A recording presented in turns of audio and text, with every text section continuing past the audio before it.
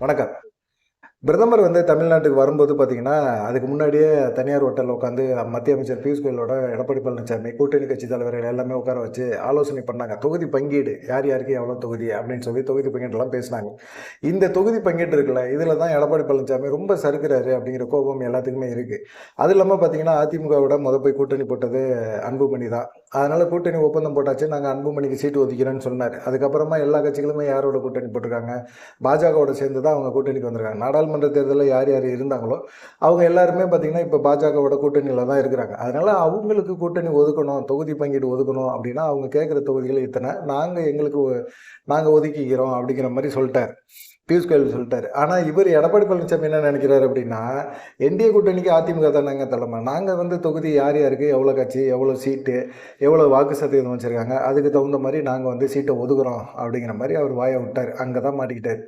இதை தான் மத்திய அமைச்சர் பியூஷ் கோயலுமே யோசிச்சுட்டு இருந்தது. என்னன்னு கேட்டிங்கன்னா, அவர் சொன்னது என்னென்னா, இப்போ நீங்கள் ஒவ்வொரு கட்சிக்கும் என்னென்ன வாக்கு சதவீதம் இருக்குது, அதுக்கு தகுந்த மாதிரி தேர்தல் சீட்டு ஒதுக்குறீங்க அப்படிங்கிறது தான். அப்போ பாஜகவுக்கு 60 சீட்டு எங்களுடைய வாக்கு சதவீதம் பிரகாரம் 60 சீட்டு ஒதுக்கி ஆகணும். நீங்கள் எவ்வளோ வாங்கினீங்க நாடாளுமன்ற தேர்தல் சமயத்தில் அப்படிங்கிறத பார்த்துக்கோங்க. 20. நாங்கள் எங்கள் கூட்டணி 18.5 வாங்கியிருக்கிறோம். கிட்டத்தட்ட உங்களுக்கு சரிசமமான வாக்கு சதவீதம் வாங்கியிருக்கிறோம்.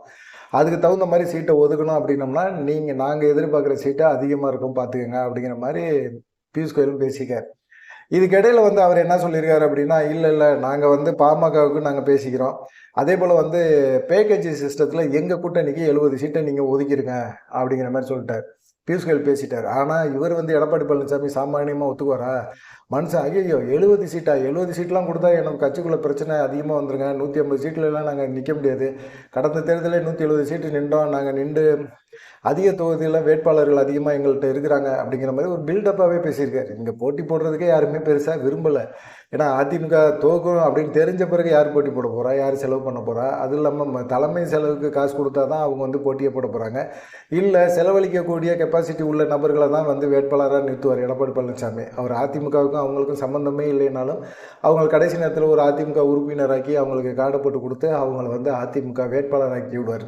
செலவு பண்ணுங்கள், கருப்பு பணத்தெல்லாம் எடுத்து வெளியே விடுங்க அப்படிங்கிற மாதிரி எண்ணத்தில் அப்படி பண்ணுவார். அதனால அவரை பொறுத்த வரைக்கும் எங்கள்கிட்ட வேட்பாளர்லாம் 170 பேருக்கு மேலே இருக்கிறாங்க அப்படிங்கிற மாதிரி அவர் சொல்லிட்டாரு. பேக்கேஜ் சிஸ்டம்லாம் ஒத்து வராதுங்க. உங்களுக்கு கடந்த தேர்தலில் 2021 உங்களுக்கு 20 தொகுதி கொடுத்தோம். இப்போ 5 சீட்டு எக்ஸ்ட்ரா தரோம். 5 சீட்டுக்கு நீங்கள் ஒத்துக்கங்க அப்படின்னு சொல்லிட்டாரு. நாங்கள் கூட்டணி கட்சிகளுக்கு எல்லாத்துக்குமே நாங்கள் தான் தலைமை. அதனால நாங்கள் எல்லாத்துக்கும் பிரித்து கொடுத்துக்குறோம் அப்படின்னு சொன்னோன்னே டிடி தினகரனுக்கு பயங்கர டென்ஷன் ஆகி போச்சு. அந்த இதில் தொகுதி பங்கீடில் நாங்கள் பாஜக நம்பி தான் சேர்ந்துருக்கிறோம். எடப்பாடி பழனிசாமியை நம்பி சேரல. எங்களுக்கு தொகுதி சீட்டு ஒதுக்குறது எல்லாமே பாஜக தான் ஒதுக்கணுமே தவிர அதிமுக ஒதுக்கணும்னு அவசியம் கிடையாது. நீங்கள் எங்களுக்கு பிரித்து கொடுங்க அப்படிங்கிற மாதிரி எடப்பாடி பழனிசாமி எப்படி பண்ணுவார் அப்படிங்கிற வேலை அவங்களுக்கு தெரியும். அதனால் டிடி தினகரன் அங்கே இது பண்ணிட்டாரு. அப்புறமா பார்த்தீங்கன்னா பிரதமர் வந்த பிறகு பிரதமரை போய் பார்க்க போயிட்டாங்க. அதுக்கப்புறமா 2வது ட்ரிப்பும் பேசினாங்க. 2021 தொகுதியில் 2021 சட்டமன்ற தேர்தலில் நீங்கள் என்ன 20 தொகுதியில் கொடுத்தீங்க, இந்த முறை எங்களுக்கு 35 தொகுதி வேணும் அப்படிங்கிறதுல பியூஷ் கோயல் பயங்கரமாக இருக்கார். அதே போல் அம்மா மக்கள் முன்னேற்ற கழகம் 10 தொகுதி கேட்குறாங்க. தமாக 6 தொகுதி கேட்குது. இந்திய ஜனநாயக கட்சி 5 தொகுதி கேட்குறாங்க. அதே போல் பார்த்தீங்கன்னா தமிழ் மக்கள் முன்னேற்ற கழகம் ஜான் பாண்டியன் அவரும் கேட்குறாரு. புரட்சி பாரதம் பூவை ஜெகன்மூர்த்தி இவங்கெல்லாம் 3 தொகுதிகளை கேட்குறாங்க. ஃபார்வர்ட் பிளாக்கு பெருந்தலைவர் காமராஜ் கட்சி, மக்கள் அரசியல் கட்சி இவங்க எல்லாமே ஒன்று சீட்டு கேட்குறாங்க. சரி இவங்கெல்லாம் அதிமுக ரெட்டை சின்னத்திலே நிற்கிறேன்னா கூட ஓகே தான். ஆனால் என்ன பண்ணுவாங்க அப்படிங்கிறது தான் இருக்குது. இப்போ கூட்டணி கட்சிகளுக்கு இவ்வளோ தொகுதியை கொடுத்துட்டோம்னா 150 தொகுதியில் தான் அதிமுக போட்டி போட முடியும். இதை கட்சிக்காரங்க ஒத்துக்க மாட்டாங்க அப்படின்னு சொல்லி எடப்பாடி பழனிசாமி அன்றைக்கே இது பண்ணிட்டாரு. பேக்கேஜ் சிஸ்டத்தை பற்றியே பேசாதீங்க, அந்த சிஸ்டத்துக்கு நாங்கள் அனுமதிக்கவே மாட்டோம், நாங்கள் ஒத்துக்கவும் மாட்டோம் அப்படிங்கிறது எடப்பாடி பழனிசாமியோட செயல்பாடாக இருந்தது. சரி 2019 இப்போ பாஜக தரப்பில் என்ன சொல்கிறாங்க அப்படின்னு பார்த்தீங்கன்னா, 2019 நாடாளுமன்ற தேர்தலில் அவங்க சந்தித்தாங்க. அப்போ அவங்க வாங்கின வாக்கு சதவீதம் 3.7% தான் வாக்கு வாங்கியிருந்தாங்க. சரி அந்த சீட்டின் அடிப்படையில் தான் நீங்கள் என்ன செஞ்சீங்க, 2021 சட்டமன்ற தேர்தலில் 20 தொகுதிகளை ஒதுக்குனீங்க. சரி இப்போ 2024 நாடாளுமன்ற தேர்தலில் பாஜக எவ்வளோ வாக்கு சதவீதம் தனியாக வாங்கிச்சு அப்படின்னு பார்த்தீங்கன்னா 11.7% வாங்கியிருக்கு. ஏறக்குறைய நல்ல ஒரு ஸ்கோரை பண்ணியிருக்கு. இதுக்கெல்லாம் முழுக்க காரணம் அண்ணாமலைக்கு தான் நன்றி சொல்லணும், பாஜக மேலிடம்லாம். ஆனால் அண்ணாமலை இவ்வளோ வாக்குகளை வாங்கி கொடுத்துருக்கிறாரு. ஆனால் இந்த 11.7% வச்சு இப்போ நீங்கள் பேசுனீங்க அப்படின்னா கண்டிப்பாக எங்களுக்கு எவ்வளோ தொகுதிகள் தரணும், 59 தொகுதிகளை தரணும். கிட்டத்தட்ட 60 தொகுதிகளை தரணும். அதே போல் அதிமுகவை பார்த்தீங்கன்னா 2வது இடத்துக்கு நிறைய இடங்கள்ல வந்து தள்ளி விட்டுருக்கிறது பாஜக தான். அதனால பாஜக கேட்குற தொகுதிகள் 59 இடங்களை நீங்கள் கொடுக்கணும், இல்லை 60 தொகுதிகள் கொடுக்கணும். எங்களுடைய கணக்கு பிரகாரம் 60 தொகுதிகள் வருது. ஆனால் நாங்கள் உங்கள்கிட்ட கேட்குறது எவ்வளவு? 35 தொகுதிகள் தான். அதில் பாதி தான் உங்கள்கிட்ட நாங்கள் கேட்குறோம். இது நியாயமான ஒரு இதுதான், தொகுதி பங்கீடு தான். ஆனால் இந்த தொகுதி பங்கீடுக்கு நீங்கள் கொடுக்க மாட்டேன், போன தடவை 20 தான் கொடுத்தோம், இந்த தடவை நாங்கள் வந்து 25 தான் தருவோம் அப்படின்னு சொல்கிறதெல்லாம் வாங்கிட்டு நாங்கள் போக முடியாது அப்படிங்கிற மாதிரி அவங்க சொல்கிறாங்க. ஆனால் எடப்பாடி பழனிசாமி என்ன நினைக்கிறாரு அப்படின்னா, அம்மா மக்கள் முன்னேற்ற கழகத்துக்கும் பாஜகவுக்கும் சேர்த்தே 30 தொகுதி தான் தருவேன் அப்படிங்கிற மாதிரி பேசுகிறாரு. அதை தான் வந்து டிடிவி தினகரனை ஏற்றுக்க முடியல. அதனால தான் அவர் என்ன சொல்கிறாரு, நான் வந்து எடப்பாடி பழனிசாமியோட கூட்டணி வைக்கலையே, பாஜகவோட தான் கூட்டணி வச்சிருக்கிறேன், என்டிஏ கூட தான் நான் கூட்டணி வச்சிருக்கிறேன், அதிமுகவோட நான் கூட்டணி வைக்கலையேன்னு சொல்லி அவங்களுக்குள்ள பிரச்சனை. அதுதான் தொகுதி பங்கீட்டில் இப்படி போயிட்டுருக்கு அப்படின்னு சொல்லிட்டு வெளியே தெரிஞ்சோன்னா அதிமுக காரங்களுக்கும் அம்மா மக்கள் முன்னேற்ற கழகத்துக்கும் அந்த ஹோட்டல் வாசலில் அடிதடி, மண்டையை உடச்சி விட்டாங்க. அம்மா மக்கள் முன்னேற்ற கழக நிர்வாகி மண்டையை உடச்சி விட்டாங்க அதிமுக. இந்த மாதிரிலாம் இருக்குது. இப்போ என்னன்னு கேட்டிங்கன்னா, இப்போயே தொகுதி பங்கீட்டில் எடப்பாடி பழனிசாமி இவ்வளோ தூரம் கிருத்திர வேலை பார்க்குறாரு. தேர்தல் தேதி அறிவிச்சிட்டா இன்னும் வேலையை காட்டுவார் அப்படிங்கிறதா இருக்குது. 11ஆம் தேதி திரும்பவும் பிரதமர் வராரு. அதுக்குள்ளே தொகுதி பங்கீடு சம்மந்தமாக பேசி முடிக்கணும். முடிச்சு விட்டால் தான் நல்லது. இல்லை அப்படின்னா எடப்பாடி பழனிசாமியை நம்ப முடியாது அப்படிங்கிற மாதிரி இருக்காங்க. இதில் அம்மா மக்கள் முன்னேற்ற கழகம் என்ன நினைக்கிறாங்க அப்படின்னு பார்த்தீங்கன்னா, 2021 தேர்தலில் அம்மா மக்கள் முன்னேற்ற கழகத்தை எடப்பாடி பழனிசாமி கூட்டணிக்குள்ளே சேர்த்துக்க மாட்டேன்னு சொன்னார். அதனால் ஒரு பின்விளைவை பயங்கரமாக சந்தித்தார். ஆட்சி அமைக்க வேண்டிய சூழ்நிலையை, ஆட்சி அமைக்க முடியாத ஒரு சூழ்நிலையை அம்மா மக்கள் முன்னேற்ற கழகம் தான் உருவாக்குச்சு. 33 தொகுதியில் அதிமுக வெற்றியை பின்னுக்கு தள்ளினாங்க. 2021 தேர்தல் மாதிரி 2026 சட்டமன்ற தேர்தல் வந்துடக்கூடாதுன்னு சொல்லிட்டு தான் எங்களை வந்து சேர்த்துருக்கிறாரு. எங்களை சேர்த்துக்கிட்டு திரும்பவும் தொகுதி பங்கீடில் பிரச்சனை பண்ணார் அப்படின்னா அது நல்லா இருக்குமா? அது நல்லதா? அது எடப்பாடி பழனிசாமிக்கு அது நல்லதா? எடப்பாடி பழனிசாமியோட நாங்கள் பண்ணது பங்காளி சண்டை அப்படின்னு சொல்லி டிடிவி தினகரன் இறங்கி வந்தால் தொகுதி பங்கீட்டில் வந்து எடப்பாடி பழனிசாமி இறங்கி வரணுமா வேணாமா? அம்மா மக்கள் முன்னேற்ற கழகத்துக்கு ஒரு முக்கியத்துவம் கொடுக்கணுமா வேணாமா? 2024 நாடாளுமன்ற தேர்தலில் நாங்கள் 2 நாடாளுமன்ற தொகுதியில் போட்டி போட்டிருக்கோம். ஒன்று திருச்சி, ஒன்று தேனி. இந்த 2 தொகுதியிலுமே நாங்கள் போட்டி போட்டோம். போட்டி போட்டால் ஒரு நாடாளுமன்ற தொகுதிக்கு 6 சட்டமன்ற தொகுதி, 6 சட்டமன்ற தொகுதி +2 × 2 எவ்வளவு? 12 சீட்டு எங்களுக்கு நியாயப்படி ஒதுக்கியிருக்கணும். 10 சீட்டு தானே கேட்குறோம். 10 சீட்டு கொடுக்குறதுக்கு எடப்பாடி பழனிசாமிக்கு என்ன இருக்குது? நாங்கள் வந்து கிட்டத்தட்ட ஒரு 60-70 தொகுதியில் வந்து நாங்கள் அதிமுக ஜெயிக்க வைப்போம்ல, அப்போ 10 தொகுதி கொடுக்குறதுக்கு என்ன வலிக்கு தான் எடப்பாடி பழனிசாமிக்கு அப்படிங்கிற கேள்வியை கேட்டுட்டு அதுக்கப்புறமா ஒரு பதிலையும் சொல்லியிருக்கிறாங்க. சசிகலா வேறு இப்போ வந்திருக்கிறாங்க, கட்சி ஆரம்பிச்சிருக்கிறாங்க. அவங்க வேறு போட்டி போடுவாங்க.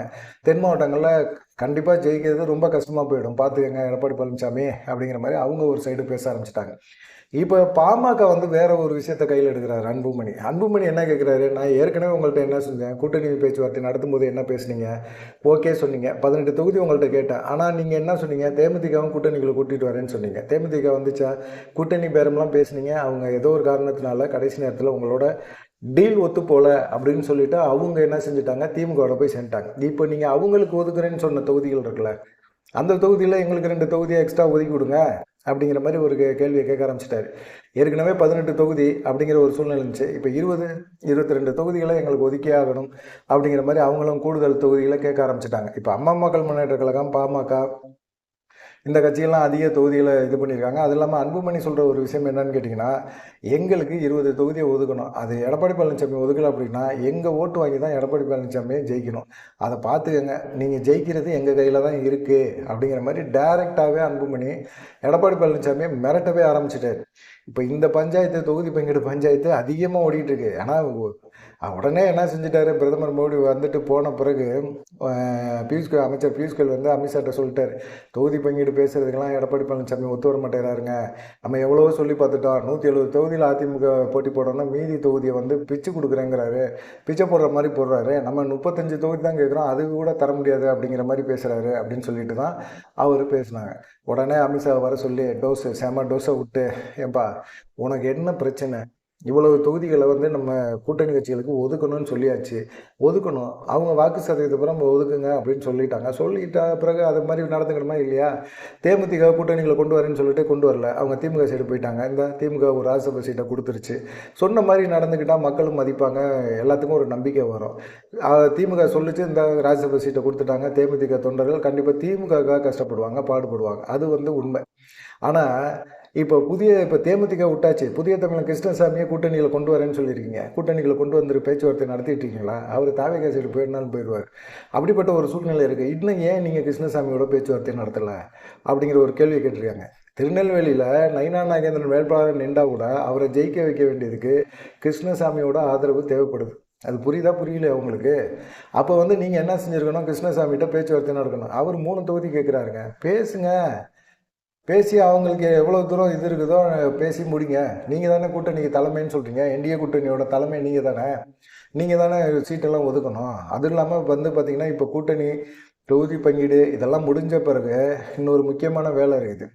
என்ன அப்படின்னு பார்த்தீங்கன்னா, நீங்கள் என்னென்ன வாக்குறுதிலாம் கொடுக்க போகிறீங்க அப்படிங்கிறதெல்லாம் தெரியாது. ஏன்னா நீங்கள் இப்போ ஒரு 10,000 ஸ்கீம் ஒன்று சொல்லியிருக்கீங்களே, எல்லாத்துக்கும் கருணை தொகை 10,000 கொடுக்க போகிறேன்னு சொல்லி, இந்த கருணை தொகை மக்கள்கிட்ட எவ்வளோ தூரம் ரீச் ஆயிருக்கு அப்படின்னு சொல்லி மத்திய உளவுத்துறை ஒரு ரிப்போர்ட்டை கொடுத்துருக்கு. அந்த ரிப்போர்ட்டை பார்த்தீங்கன்னா காரியத்தை போயிடுவீங்க.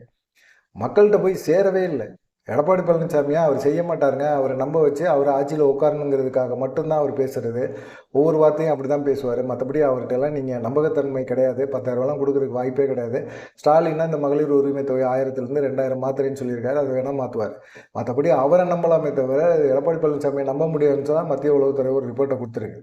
அது இல்லாமல் பார்த்தீங்கன்னா, நீங்கள் ஒவ்வொரு ட்ரிப்பும் வரும்போதெல்லாம் திமுக அமைச்சர்கள் மேலே நடவடிக்கை எடுங்க, அமைச்சர்கள் மேலே நடவடிக்கை, இதுதான் உங்களுடைய தேர்தலோட யுக்தியாக?